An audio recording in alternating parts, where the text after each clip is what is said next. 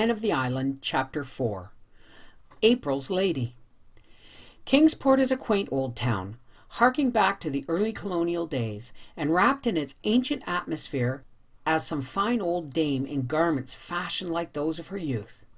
Here and there it sprouts out into modernity, but at heart it is still unspoiled. It is full of curious relics and hallowed by the romance of many legends of past. Once it was a mere frontier station on the fringe of the wilderness, and those were the days when Indians kept life from being monotonous to settlers. Then it grew to be a bone of contention between the British and the French, being occupied now by one and now by the other, emerging from each occupation with some fresh scar of battling nations branded on it. It has in its park a Martello Tower, autographed all over by tourists, a dismantled old French fort on the hills beyond the town, and several antiquated cannon in its public squares.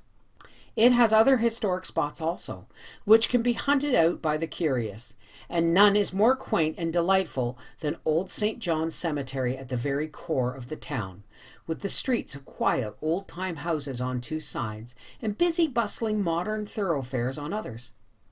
Every citizen of Kingsport feels a thrill of possessive pride in old St. John's, for if he be of any pretensions at all, he has an ancestor buried there, with a queer crooked slab at his head, or else sprawling protectively over the grave on which all main facts of his history are recorded.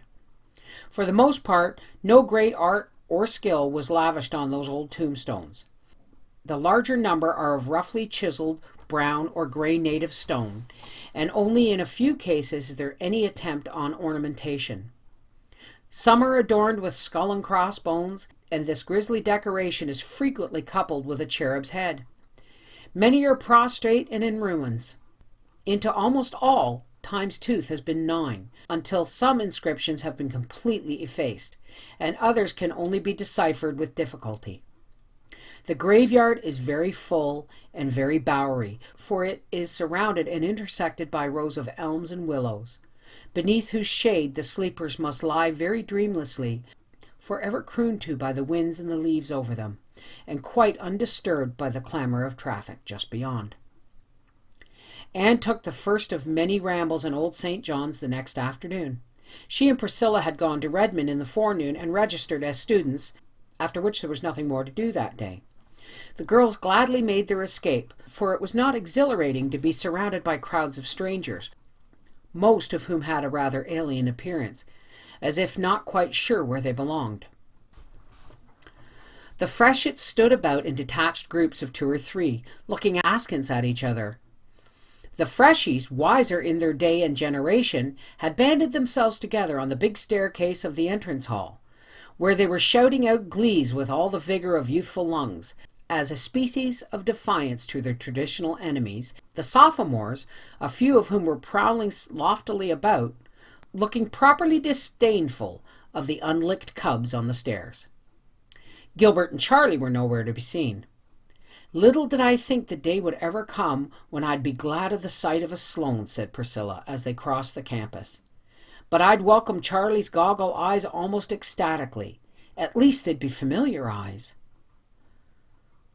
"Oh," sighed Anne, "I can't describe how I felt when I was standing there waiting my turn to be registered, as insignificant as the teeniest drop in a most enormous bucket. It's bad enough to feel insignificant, but it's unbearable to have it grained into your soul that you will never, can never, be anything but insignificant, and that is how I did feel, as if I were invisible to the naked eye, and some of those sophs might step on me. I knew I would go down to my grave unwept, unhonored, and unsung." "Wait until next year," comforted Priscilla. "Then we'll be able to look as bored and sophisticated as any sophomore of them all. No doubt it is rather dreadful to feel insignificant, but I think it's better than to feel as big and as awkward as I did, as if I were sprawled all over Redmond. That's how I felt. I suppose because I was a good 2 inches taller than anyone else in the crowd. I wasn't afraid a soph might walk over me. I was afraid they'd take me for an elephant, or an overgrown sample of a potato-fed islander." "I suppose the trouble is we can't forgive big Redmond for not being little queens," said Anne, gathering about her the shreds of her old cheerful philosophy to cover her nakedness of spirit. When we left Queens, we knew everybody and had a place of our own.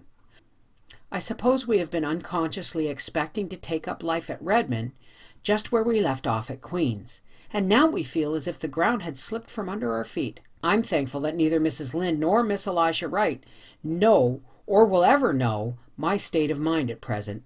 They would exult in saying, "I told you so," and be convinced it was the beginning of the end, whereas it's just the end of the beginning. Exactly. That sounds more Annish. In a little while we'll be acclimated and acquainted, and all will be well. Anne, did you notice the girl who stood alone just outside the door of the co-ed's dressing room all morning? The pretty one with the brown eyes and the crooked mouth? Yes, I did. I noticed her particularly because she seemed the only creature who looked as lonely and friendless as I've felt. I had you, but she had no one. I think she felt pretty all by herselfish, too. Several times I saw her make a motion as if to come over to us, but she never did it. Too shy, I suppose. I wish she would come. If I hadn't felt so much like the aforesaid elephant, I'd have gone to her. But I couldn't lumber across that big hall with all those boys howling on the stairs. She was the prettiest freshet I saw today. But probably favor is deceitful, and even beauty is vain on your first day at Redmond, concluded Priscilla with a laugh. I'm going across to Old St. John's after lunch, said Anne. I don't know that a graveyard is a very good place to go to get cheered up, but it seems the only get-at-able place where there are trees, and trees I must have. I'll sit on one of those old slabs and shut my eyes and imagine I'm in Avonlea woods. Anne did not do that, however, for she found enough interest in the Old St. John's to keep her eyes wide open. They went in by the entrance gates, past the simple massive stone arch surmounted by the great Lion of England. And on Inkerman yet the wild bramble is gory, and those bleak heights henceforth shall be famous in story, quoted Anne, looking at it with a thrill. They found themselves in a dim, cool, green place where winds were fond of purring. Up and down the long grassy aisles they wandered, reading the quaint, voluminous epitaphs carved in an age that had more leisure than our own. Here lieth the body of Albert Crawford, Esquire, read Anne from a worn grey slab. For many years keeper of His Majesty's ordnance at Kingsport. He served in the army till the peace of 1763, when he retired from bad health. He was a brave officer, the best of husbands, the best of fathers, and the best of friends. He died October 29th, 1792, aged 84 years. There's an epitaph for you, Prissy. There is certainly some scope for the imagination in it. How full such a life must have been of adventure. And as for his personal qualities, I'm sure human eulogy couldn't go further.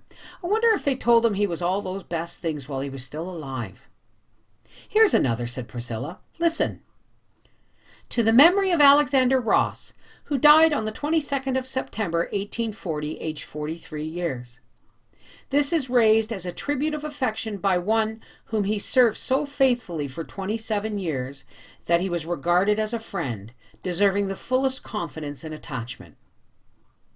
A very good epitaph, commented Anne thoughtfully. I wouldn't wish a better. We are all servants of some sort, and if the fact that we are faithful can be truthfully inscribed on our tombstones, nothing more need be added. Here's a sorrowful little gravestone, Prissy, to the memory of a favorite child. And here is another erected to the memory of one who is buried elsewhere. I wonder where that unknown grave is. Really, Priss, the graveyards of today will never be as interesting as this. You were right. I shall come here often. I love it already. I see we're not alone here. There's a girl down at the end of this avenue. Yes, and I believe it is the very girl we saw at Redmond this morning. I've been watching her for 5 minutes. She has started to come up the avenue exactly 6 times, and 6 times she has turned and gone back. Either she's dreadfully shy, or she's got something on her conscience. Let's go and meet her. It's easier to get acquainted in a graveyard than at Redmond, I believe.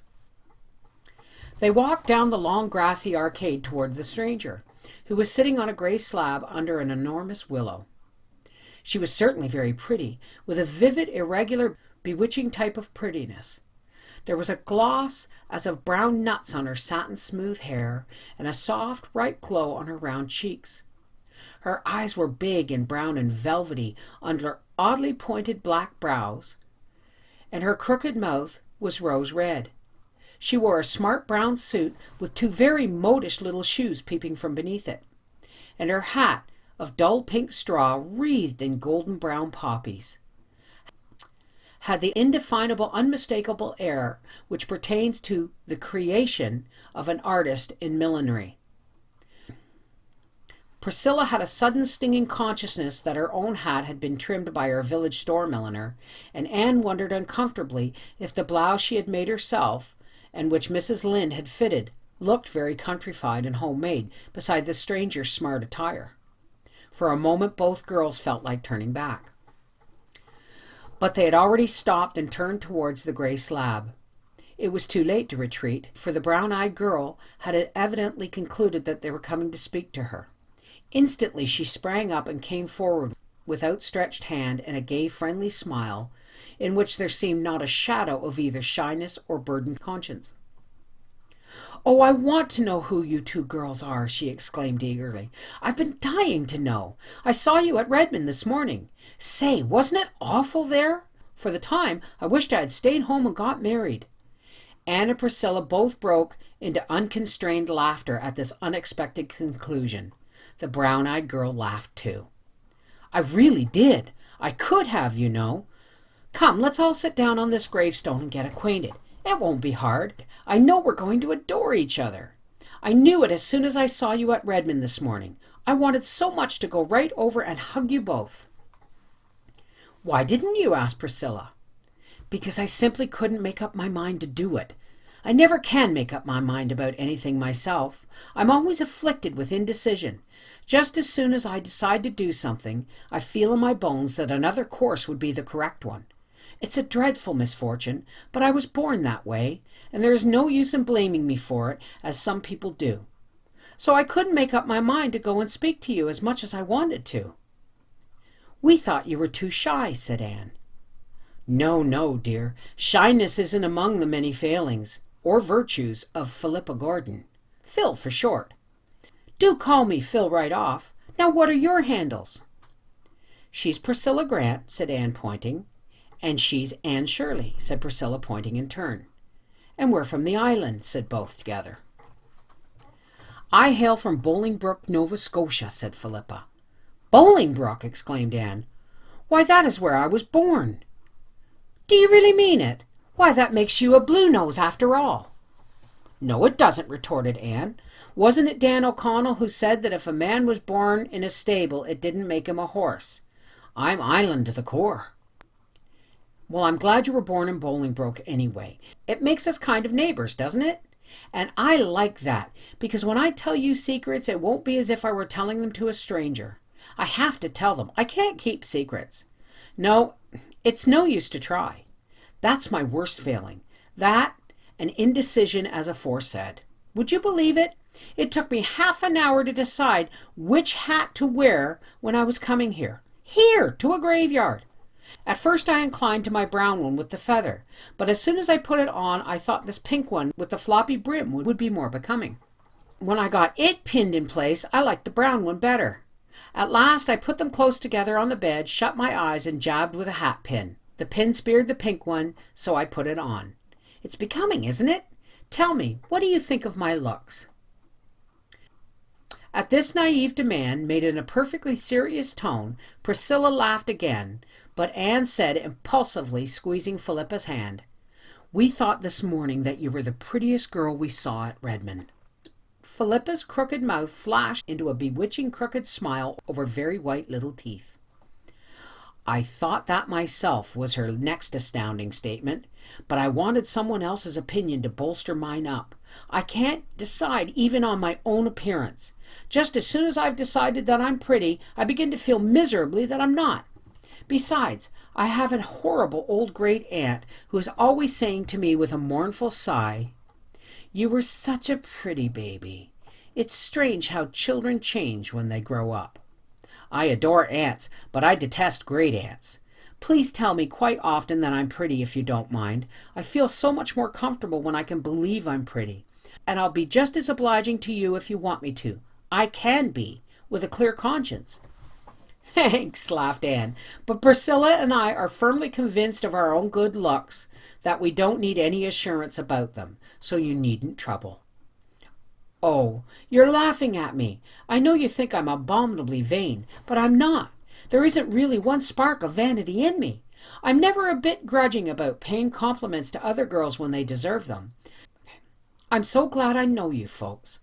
I came up on Saturday, and I've nearly died of homesickness ever since. It's a horrible feeling, isn't it? In Bolingbroke, I'm an important personage, and in Kingsport, I'm just nobody. There were times when I could feel my soul turning a delicate blue. Where do you hang out?" 38 St. John Street. "Better and better.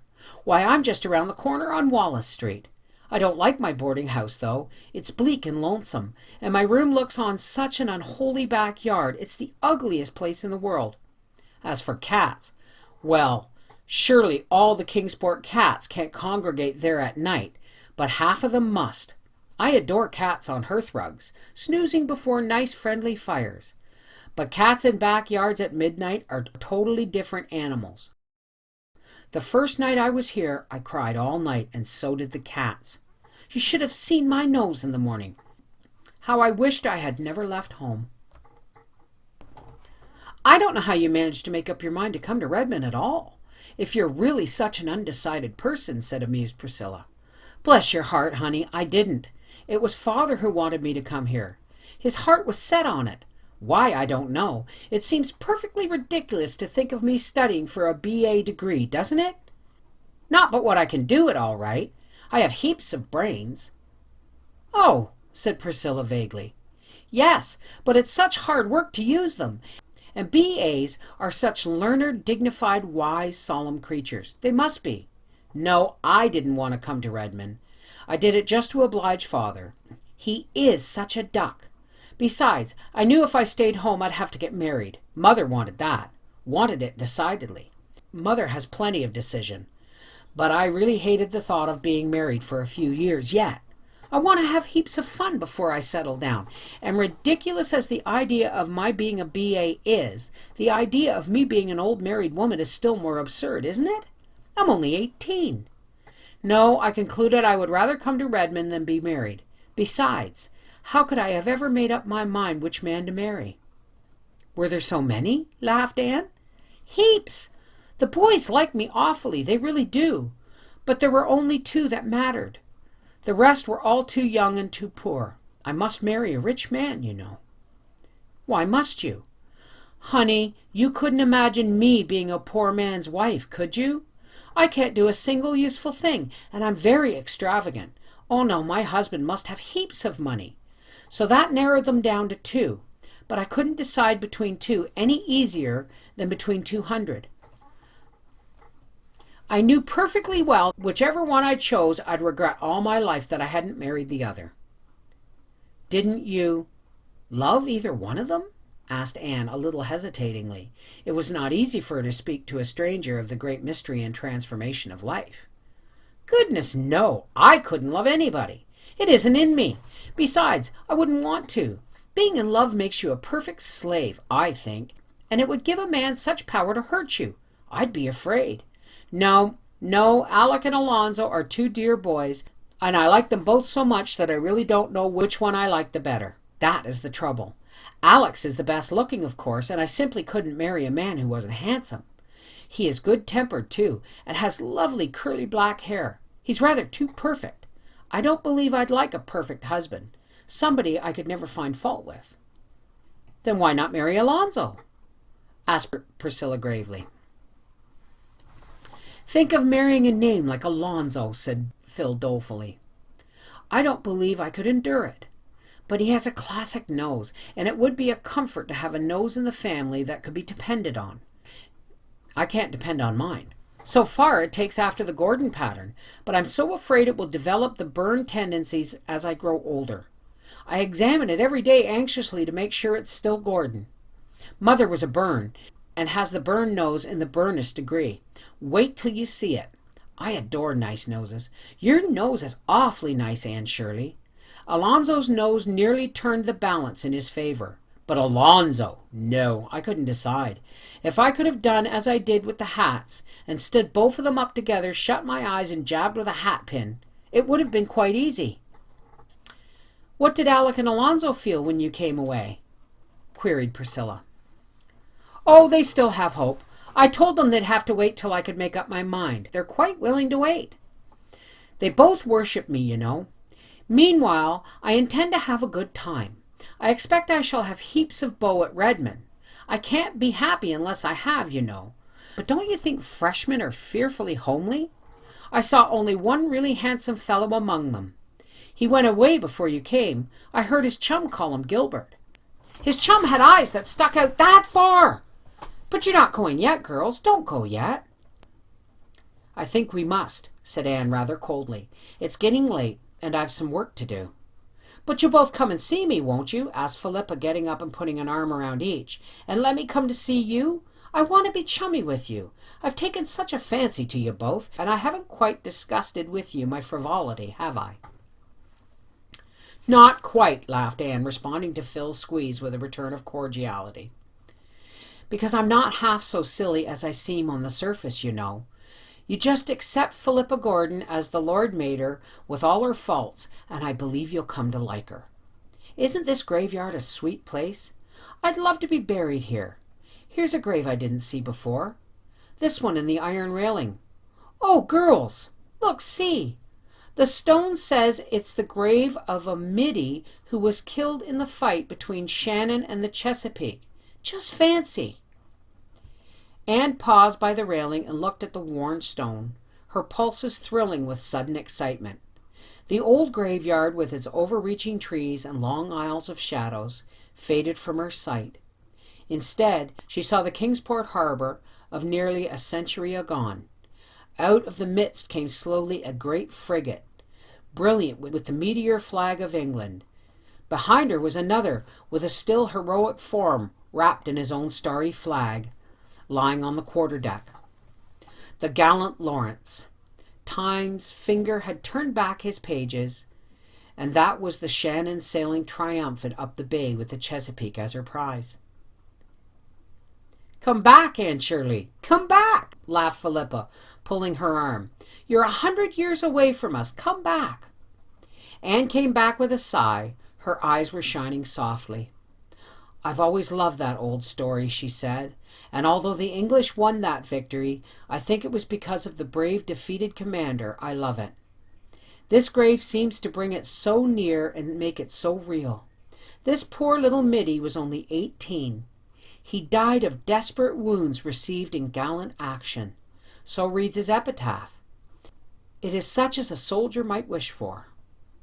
Before she turned away, Anne unpinned the little cluster of purple pansies she wore and dropped it softly on the grave of the boy who had perished in the great sea duel. Well, what do you think of our new friend? Asked Priscilla when Phil had left them. I like her. There's something very lovable about her, in spite of all her nonsense. I believe, as she says herself, that she isn't half as silly as she sounds. She's a dear, kissable baby, and I don't know that she'll ever really grow up. I like her too, said Priscilla decidedly. She talks as much about boys as Ruby Gillis does, but it always enrages or sickens me to hear Ruby, whereas I just wanted to laugh good-naturedly at Phil. Now what is the why of that? There is a difference, said Anne meditatively. I think it's because Ruby is really so conscious of boys. She plays at love and love-making. Besides, you feel when she's boasting of her beaux that she's doing it to rub it well into you that you haven't got half so many. Now, when Phil talks of her beaux, it sounds as if she's just speaking of chums. She really looks upon boys as good comrades, and she is pleased when she has dozens of them tagging around simply because she likes to be popular and to be thought popular. Even Alex and Alonzo, I'll never be able to think of those two names separately after this, are to her just two playfellows who want her to play with them all their lives.